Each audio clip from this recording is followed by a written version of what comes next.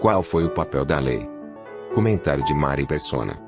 Quando a gente lê aquela parábola do filho pródigo no Novo Testamento, no Evangelho, uma coisa chama a atenção, que o pai manda colocar sandálias ou alpacas nos pés do filho que volta para casa, porque ele voltou descalço.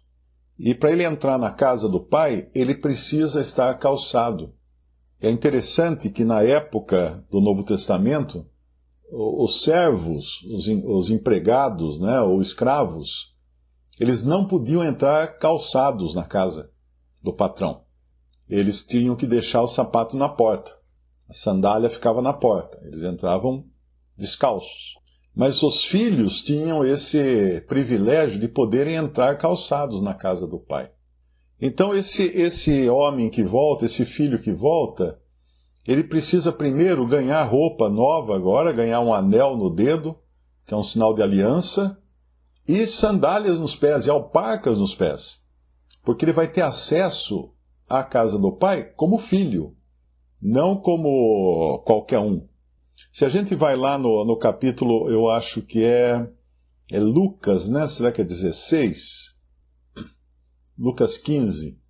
Lucas 15, versículo 11, começa a história, né? Um certo homem tinha 2 filhos, e o interessante dessa história é que ele está contando para os fariseus. Se a gente pega o começo do capítulo, chegando-se a eles todos os publicanos e pecadores para o ouvir, e os fariseus e os escribas murmuravam, dizendo: esse recebe pecadores e come com eles.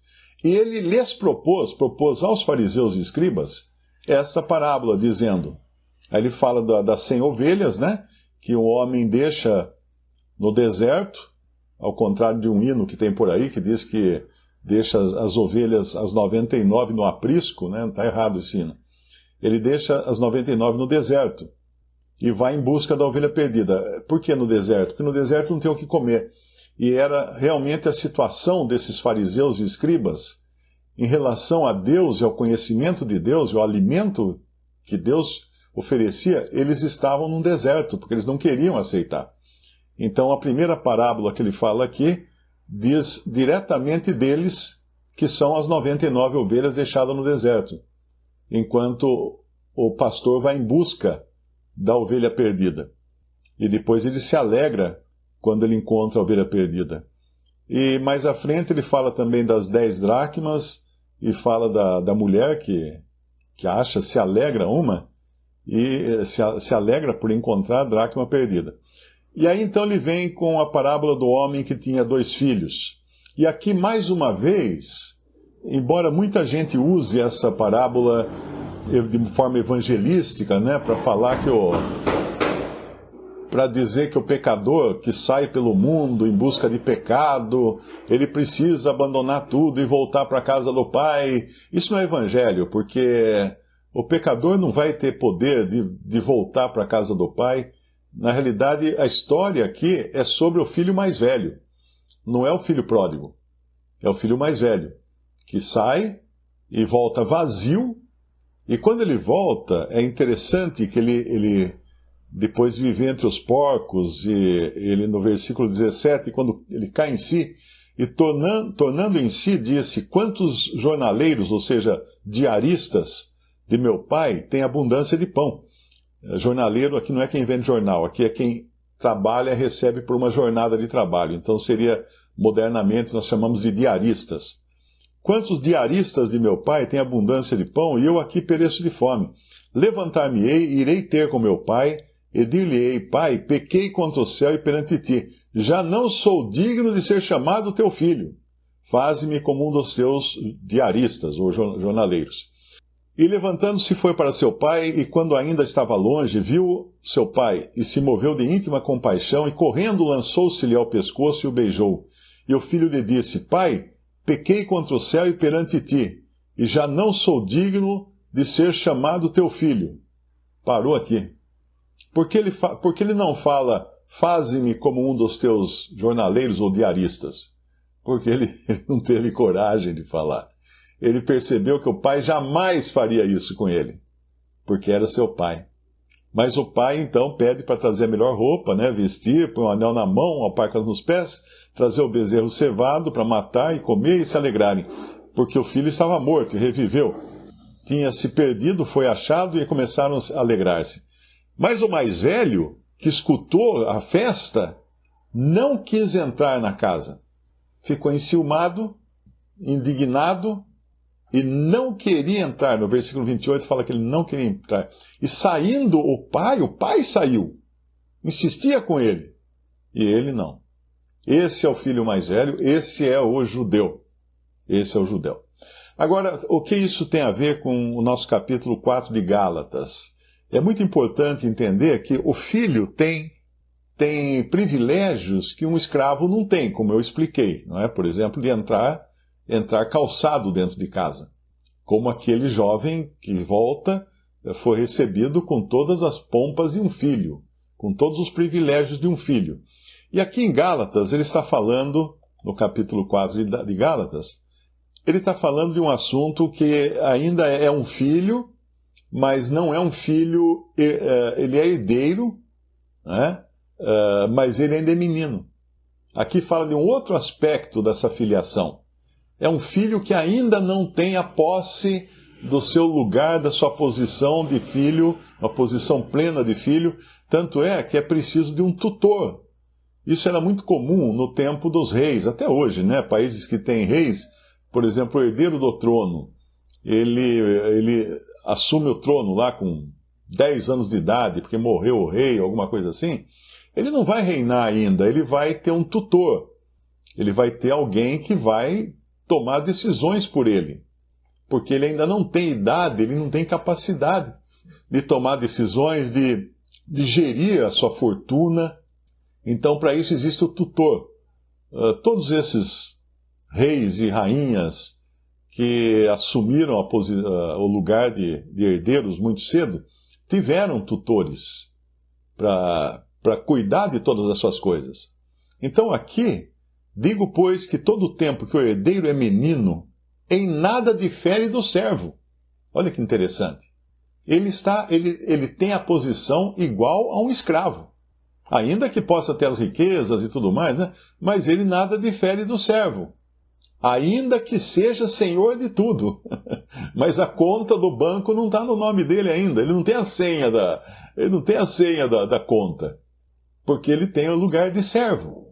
Mas está debaixo de tutores e curadores até o tempo determinado pelo pai. Assim também nós, quando éramos meninos, estávamos reduzidos à escravidão ou servidão debaixo dos primeiros rudimentos do mundo.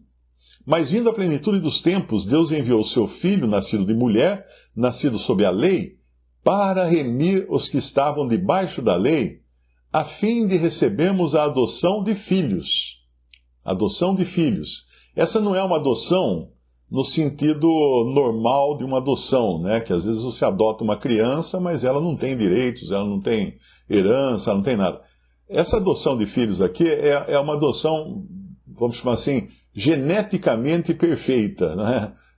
Somos filhos de Deus, tendo como que a mesma filiação genética, né, que tem Cristo, somos co-herdeiros com Cristo. E aí no versículo 6, e porque sois filhos, Deus enviou aos vossos corações o Espírito de seu Filho que clama, Abba, Pai. Assim que já não és mais servo, mas filho, e se és filho, és também herdeiro de Deus por Cristo. Agora, aqui, quem é esse tutor que ele fala aqui? Está debaixo de tutores e curadores até o tempo determinado pelo Pai. Isso aqui são os judeus. Os judeus, porque ainda não tinham todos os privilégios, ainda eram menores de idade, vamos falar assim. O judeu, por ser menor de idade, não ter responsabilidades ainda, não ter como saber como fazer, está engatinhando, está comendo papinha, está sendo criado ainda nos braços de uma ama, de uma babá. Então o que Deus fez com os judeus? Ou com Israel, não é? Deu uma lei. Deu um cercadinho. Quem tem filho aqui, acho que já viu isso, né? Em casa a gente tinha um cercadinho, parecia um curralzinho assim, né? Não sei se é permitido hoje, politicamente correto, né? Porque eu me lembro que a minha filha veio uma vez dos Estados Unidos nos visitar, e o primeiro filho dela era bem sapeca, né? Então, ela entrava num shopping center, por exemplo, ele já saía correndo, já debandava. Então, para poder sair em lugares públicos, ela comprou um negócio que vende, é muito comum nos Estados Unidos. No Brasil, quase que não usa isso. Essa mesma coisa que coleira de cachorro, que você usa, que é extensível, assim, lá, você segura um negócio, tem uma manopla, né? E tem uma cordinha que ela estica e volta. Conforme o cachorro vai para frente, vai para trás. Né? Só que ao invés de ter uma coleira na ponta, ele tem tem uma mochilinha amarradinha assim, fechada, com fecho no peito. E do meu neto era um cachorrinho, a mochilinha nas costas dele. Então ele corria para lá e para cá, e minha filha só controlando ali na extensão, né? Segurando ele na extensão.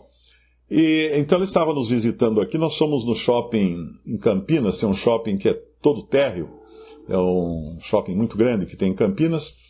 Então quando ela entrou na frente, e eu vinha vindo atrás, porque eu tinha fechado o carro, e ela entrou na frente, com o filho correndo assim na frente, e vinha vindo um casal. O casal olhou horrorizado para ela e para o meu neto, e quando o casal passou por mim, a mulher comentou assim: que absurdo, tratando criança que nem cachorro, na coleira. Eu não falei nada, né? É ignorância, né? A pessoa é ignorante. Mas é isso, tinha que fazer isso. Então por isso que eu falo, eu não sei se hoje o cercadinho ainda existe para bebê. Os pais mais jovens aí devem saber. Mas eu não sei se ainda existe, porque é capaz de ter mimimi aí, que não pode cercar a criança, vai tolher a liberdade da criança, alguma coisa assim. Mas Deus colocou um cercadinho. E esse cercado aparece também numa passagem de João, quando o Senhor fala das ovelhas que estão no aprisco, no redil, ou no curral, não é? E o pastor entra e sai, e as ovelhas seguem o pastor. O que ele estava falando ali? Ele estava falando de Israel, que estava num curral, cercado pela lei. A lei é a cerquinha. A lei é a cerquinha, porque eles ainda eram tolos, né? Eles ainda eram bebês, eles ainda estavam na posição de servos. Eram herdeiros, mas nada difere de servos, como fala aqui em Gálatas. Então eles podiam escapar, eles podiam fazer coisa errada, fazer besteira. Então Deus os guardou. O tutor, né, a ama deles, a babá, foi a lei. Foi a lei. Mas no momento em que o Senhor saiu para fora, ele levou eles para fora. Não estavam mais reunidos pela cerca da lei. Estavam atraídos pelo centro que é Cristo. Ali ainda, no Evangelho de João, onde conta essa história, não tem igreja. Entendam que ali está falando de Israel e do Senhor, quando ele fala assim, haverá um pastor, um rebanho e um pastor. Esse é o Senhor em sua relação com Israel. Agora, aqui Paulo está explicando em Gálatas que o Senhor veio tirar essa cerca para a igreja agora. Para a igreja, no tempo que inaugurou o tempo da igreja, lá na frente, depois, o Senhor vai reunir o seu povo como um só rebanho, porque ele vai resgatar não apenas os judeus que estarão ali na Judéia, ele vai também, os seus anjos sairão pelo mundo todo para trazer a parte do rebanho que são as tribos perdidas, trazer de volta à terra. Então eles vão realmente voltar a ser um povo só, como foi no princípio no Antigo Testamento. Mas aqui ele está explicando o seguinte: a lei serviu para isso. Se um cristão quer voltar para a lei, vai ser um marmanjo pulando dentro do cercadinho do bebê. Não faz sentido. Imagina, você vai visitar uma casa, tem lá um filho com 40 anos de idade dentro do cercadinho brincando com os brinquedinhos, chocalho e tal. Está errado, porque ele era para estar fora do cercadinho. Ele não precisa do cercadinho mais. Entendeu o que é a lei? É isso aí, é o cercadinho. A lei é o cercadinho. A lei é a coleira que a minha filha segurava o meu neto. Porque ele sozinho desembestiava e se perdia, né? Não tinha como controlar. Uma criança super ativa, correndo para todo lado, então o jeito era segurar na lei, prender na coleira da lei, deixar que a turma do mimimi reparasse. Não tinha... Mas aqui, então, nós, quando éramos meninos, e ele está falando nós aqui, não é? Mas generalizando também, falando dos judeus, a quem foi primeiro dado a lei, estávamos reduzidos à servidão debaixo dos primeiros rudimentos do mundo. Mas vindo a plenitude dos tempos, Deus enviou o seu Filho, nascido de mulher, nascido sob a lei, para remir os que estavam debaixo da lei, a fim de recebermos a adoção de filho, para libertar os que estavam sob a lei. Entenda bem que nós não somos salvos por Cristo cumprir a lei. Não é isso. Algumas religiões protestantes pregam isso. Pregam que, porque Cristo cumpriu a lei, então vamos dizer, o diploma dele de ter concluído o curso de cumprimento da lei fica valendo para nós. Não, nós não somos salvos pelas justiças de Cristo, pela santidade de Cristo, pelo cumprimento da lei de Cristo. Porque se fosse isso, a salvação nossa seria por obras. Ainda que não nossas, né? Mas obras dele. Mas a nossa salvação só é possível graças a uma obra só que ele fez, aquela que ele fez na cruz, morrendo para nos salvar. Com o seu sangue nos redimir. Como ele fala aqui, não é? No versículo 5, para remir, ou seja, comprar de volta, libertar os que estavam debaixo da lei, a fim de recebermos a adoção de filhos. E agora, porque nós somos filhos, nós podemos chamar Deus de pai, de Abba, que é papai, coisa que os judeus não podiam. Por isso que quando o Senhor Jesus, mesmo o Senhor, quando falava que chamava Deus de pai, era um escândalo para os judeus. Porque no Antigo Testamento ninguém chamava Deus de pai. Ninguém falava, pai, ninguém orava Pai Nosso no Antigo Testamento. Era um escândalo isso.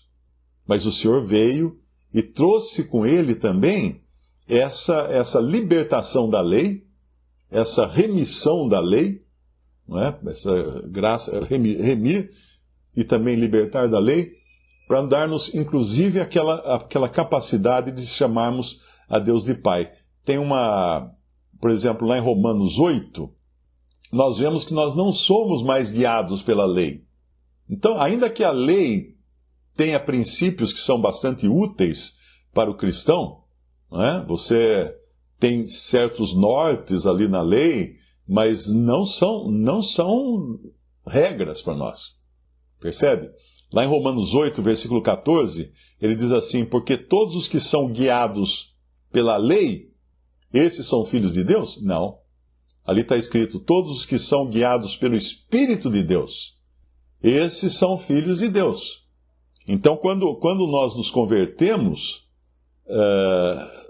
lá em Romanos 8, 14, depois que fala isso, ele fala no versículo 15, porque não recebestes o espírito de escravidão, para outra vez estardes em temor. Que espírito de escravidão?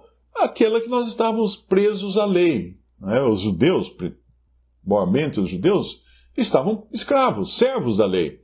Não tinham ainda o status de filhos. Não podiam entrar de sapato na casa do pai. Mas recebestes o espírito de adoção de filhos, pelo qual clamamos Abba, Pai. E o mesmo Espírito testifica com o nosso Espírito que somos filhos de Deus. E se nós somos filhos, somos logo herdeiros também, herdeiros de Deus e co-herdeiros de Cristo. Se é certo que com Ele padecemos, para que também com Ele sejamos glorificados. E depois, voltando então lá em Gálatas, ele também tem um versículo em João 1, esse aqui é clássico, né? Em João 1, versículo 11, fala assim, veio para o que era seu, e os seus não o receberam, mas a todos quantos o receberam quem? A Cristo, deu-lhes o poder de serem feitos filhos de Deus, aos que creem no seu nome, os quais não nasceram do sangue, nem da vontade da carne, nem da vontade do homem, mas de Deus. Esse aqui é o nascimento de um salvo por Cristo nessa dispensação. Não nasceram do sangue, ou seja, não têm um privilégio por serem descendente de alguém, ou descendente de judeus, ou qualquer coisa assim. Não nasceram da vontade da carne. O que é isso? Não nasceram de uma relação sexual. Não nasceram da vontade do homem, ou seja, da decisão do homem, porque o nascimento de uma criança passa antes por uma decisão do homem. Quando você quer ter um filho, você quer ter um filho. Você que decide ter um filho, porque se você não quiser ter um filho, você simplesmente não vai ter a relação com a esposa e não vai nascer filho. Então é a vontade do homem. Então são três coisas. Nascendo de descendência de sangue, né? Vontade da carne, ou seja, do ato sexual, e vontade do homem. O novo nascimento não entra nenhuma dessas coisas, que são coisas naturais para nascimento de um homem natural. Nós somos nascidos de Deus quando cremos no nome do Senhor Jesus Cristo, porque Ele nos deu o poder de sermos transformados em filhos de Deus. E agora não estamos mais debaixo de lei, ou da lei. Não estamos mais debaixo da lei. Alcançamos isso dentro do contexto da graça. Por isso que ele fala aqui, no versículo 12, de maneira que, Romanos 8, versículo 12, de maneira, irmãos, somos devedores, não à carne, para viver segundo a carne. Porque se viverdes segundo a carne, morrereis. Mas se pelo Espírito mortificardes as obras da carne, vivereis. Porque todos os que são guiados pelo Espírito... Aqui eu estou lendo Romanos 14, desculpe. Porque todos os que são guiados pelo Espírito de Deus, esses são filhos de Deus. Só os que são guiados pelo Espírito de Deus é que são filhos de Deus. Aqui, quando ele fala aos Gálatas, os Gálatas não eram judeus por natureza. Os Gálatas eram gregos, a Galácia acho que fazia parte da Grécia, não sei direito. Mas, de qualquer maneira, eram gentios. Gentios e idólatras, pagãos. Por isso que ele fala que ainda que eles não vivessem segundo a lei, porque eram gentios, não eram judeus, eles também eram servos. Aqui o versículo 8 deixa claro isso. Mas quando não conhecieis a Deus, servíeis aos que por natureza não são deuses, que eram os ídolos. Mas agora, conhecendo a Deus, ou antes, sendo conhecidos por Deus, como tornais outra vez a esses rudimentos fracos e pobres, aos quais de novo quereis servir? Então, o que Paulo está falando é o seguinte: vocês serviam aqueles que não eram deuses, que eram os ídolos pagãos. E os ídolos pagãos também tinham regras e leis e sacrifícios e uma série de coisas. Tudo baseado no terror, no medo, né? Porque o paganismo, as religiões pagãs, como um todo, elas sempre se basearam no medo. Então uma pessoa, quando fazia um sacrifício, não era para agradar aos deuses, era para apaziguar os deuses.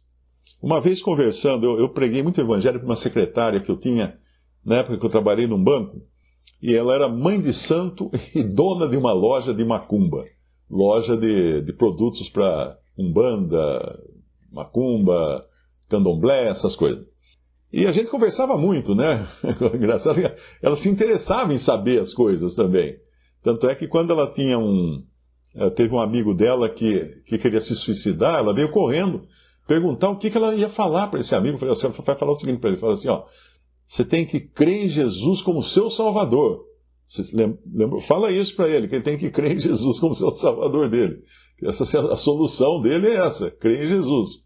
Eu não sei se eu sei que ele não se matou depois, não sei se ele se converteu, mas para mim deve ter sido muito interessante uma mãe de santo pregando evangelho para um outro que queria se suicidar. De qualquer maneira, o Espírito Santo pode sim ter usado para que ele se convertesse. Mas ela me explicou uma coisa que eu não sabia na época. Ela falou que tudo aquilo, aquelas velas, aquelas colares, aqueles atabaques, aquelas oferendas, galinha, bode que sacrificavam, farofa, frango, pinga, tudo isso era para deixar os demônios, né, que são os deuses das religiões afrodescendentes, de apaziguá-los, para eles não ficarem irados. Tipo assim, agrada a eles para eles ficarem quietinhos, não fazer mal para a gente. Porque a tendência era fazer mal. Olha que coisa, e a pessoa segue um trem desse, isso que não dá para entender. Mas basicamente as religiões pagãs como um todo, sempre foram assim, sacrifícios para apaziguar os demônios. E não para louvor a Deus, agradar a Deus, sacrifícios de louvor, sacrifícios de gratidão a Deus. Quando nós cantamos um louvor, é de lábios alegres, né? Nossa boca fala de alegria, das bênçãos recebidas, principalmente da salvação recebida. Tanto é que a ceia do Senhor, que é o ponto alto da adoração cristã, o que é? É uma representação do sacrifício de Cristo que sobe como aroma suave para Deus.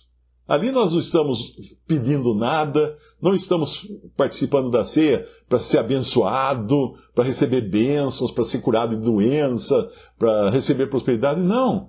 É uma ação de gratidão, de lembrança, de memorial, de gratidão pelo que Cristo fez. Quando a gente faz um aniversário, a gente não canta parabéns, corta o bolo e tal, agradecendo por mais um ano, basicamente é a mesma coisa. Não é a mesma coisa, mas basicamente é isso. Não é para apaziguar a Deus, de maneira nenhuma, porque agora somos filhos e estamos numa posição que nós não podemos perder jamais. Um crente não tem medo, não tem terror de Deus. Não tem, porque ele não tem de que ser aterrorizado. Ele está salvo, ele foi perdoado de todos os seus pecados.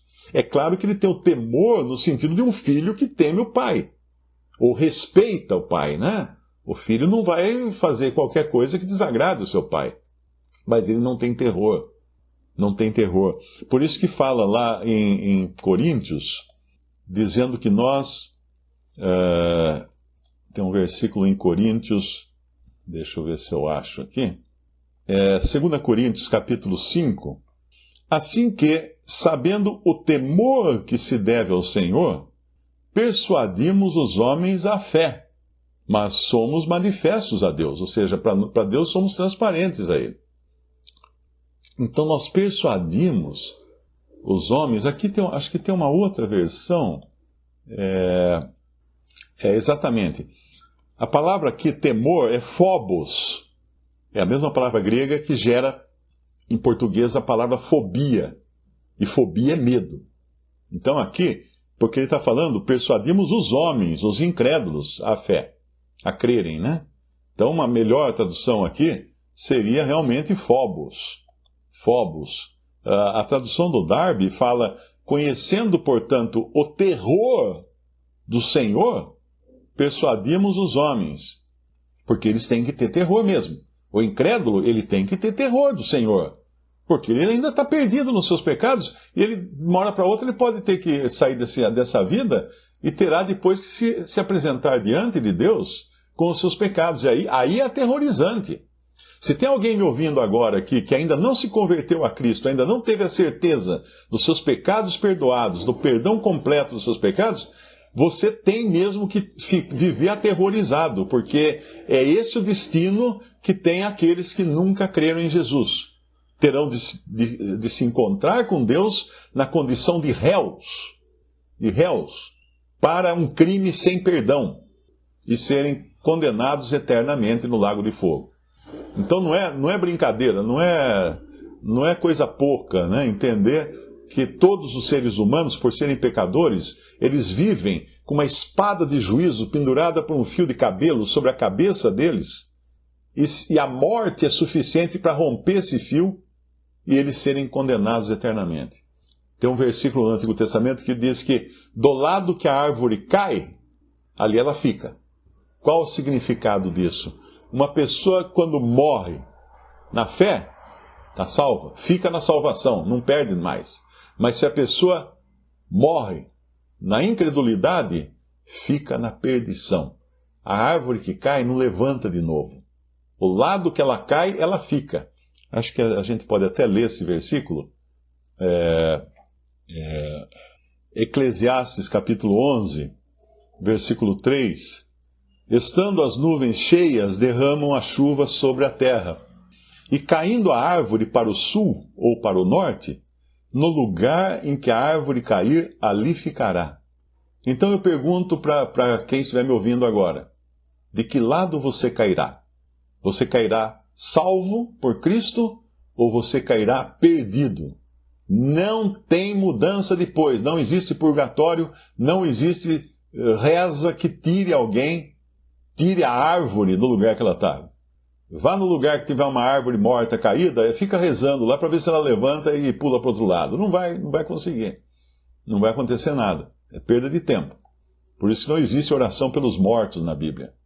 Ok? Então, isso aqui é importante que o incrédulo ele tem que sentir terror de Deus, porque ele está numa condição muito, muito crítica de a qualquer momento poder perder a sua vida e não ganhar a salvação, mas entrar nas trevas exteriores por toda a eternidade. E aqui nós estamos falando agora de filhos. Isso não acontece com filhos.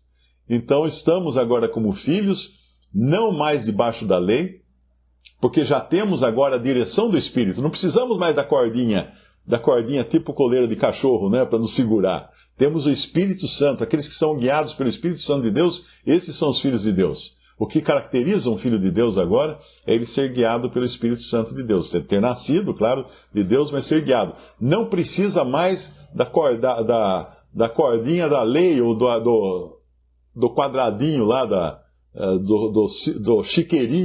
do chiqueirinho da lei, né?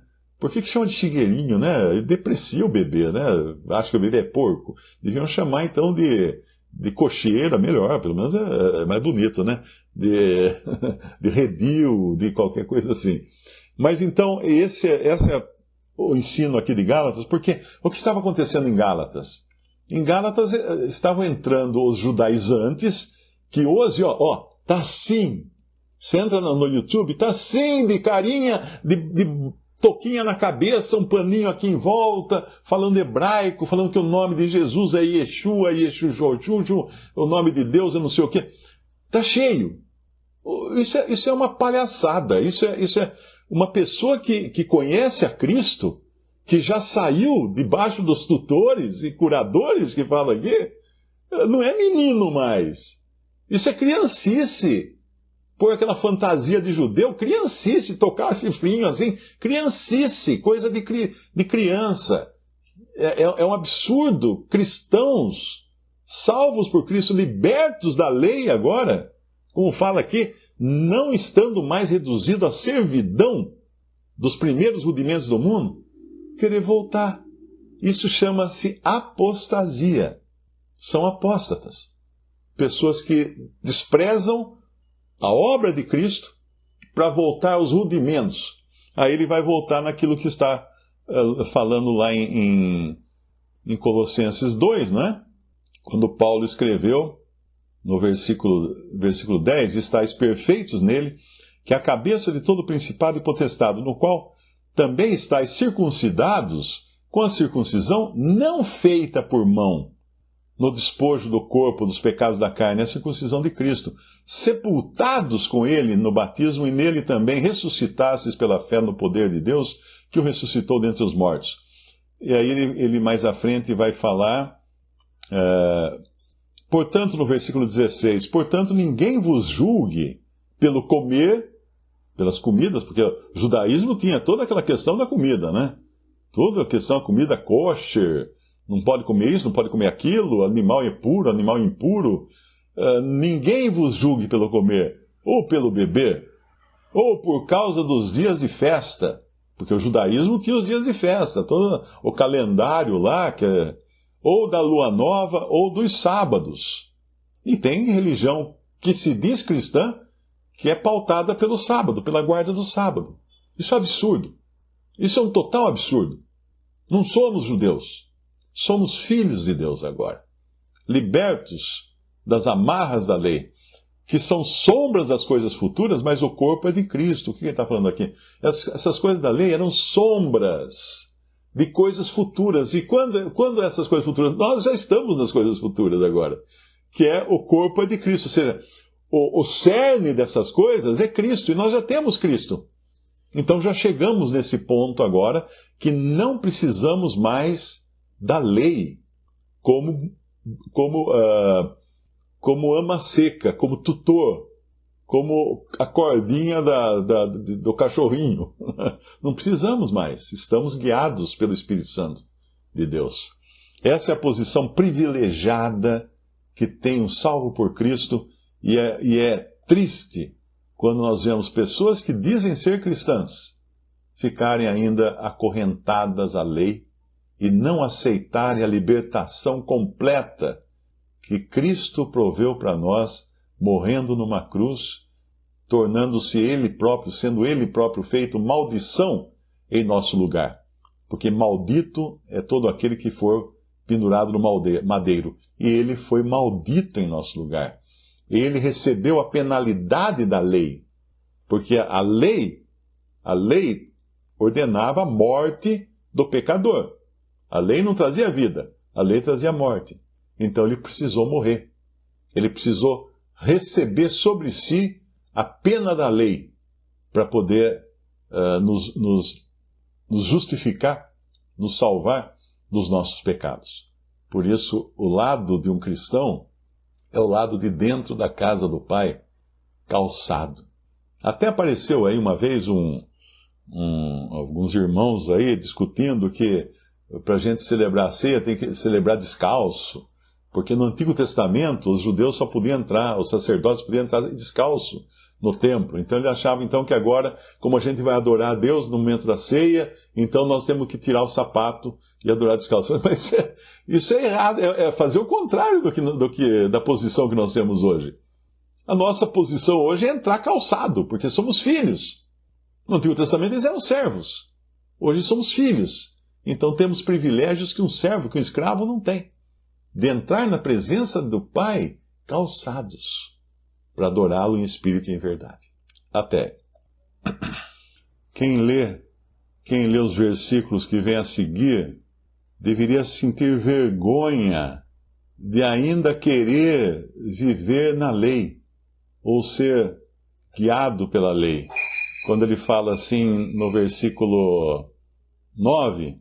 Mas agora, conhecendo a Deus, ou antes, sendo conhecido por Deus, como tornais outra vez a esses rudimentos fracos e pobres? Que rudimentos fracos e pobres? A guarda da lei, aos quais de novo quereis servir. Guardais dias e meses e tempos e anos, receio de vós que não haja trabalhado em vão para convosco. Isso aqui mostra a vergonha que é quem tentar guardar a lei, um cristão salvo por Cristo. Visite Respondi.com.br. Visite também 3minutos.net.